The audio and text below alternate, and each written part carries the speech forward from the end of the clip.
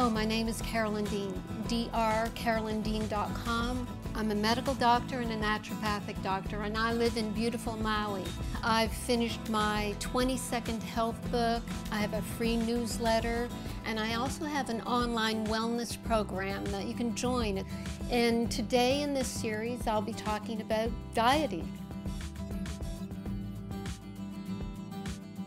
A raw food diet is what you would call an extreme diet. I think that the raw diet movement these days is like the vegetarian movement in the 60s.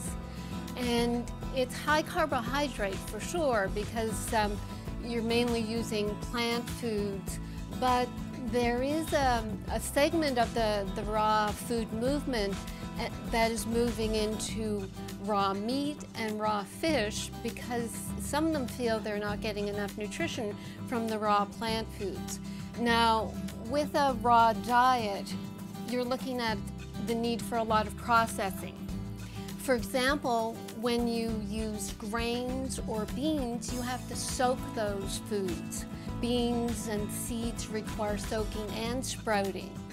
There's one recipe I noticed with balgar wheat that you have to soak the wheat for 3 days. So you have to be prepared, you have to have a lot of time to do this diet. So the food is delicious, it takes a long time to prepare. So those are the considerations that you have to make when you're doing this diet. The other thing is it's not for everybody. In my telephone consulting practice, I work with a lot of people who have yeast overgrowth. And they've told me that if they try a raw food diet, it actually increases their yeast problems. And that's because, as the Chinese say, a raw diet is cold and it can cause dampness and be a breeding ground for yeast. So you have to look at that as a consideration as well. In fact, most of the population is not going to be able to stick with such a rigid diet. The reason raw food diet is promoted is because cooking food destroys enzymes. So raw food proponents say that having these enzymes within the food helps them digest better, and you don't have to pull the reserves of your own enzymes to do the digestion.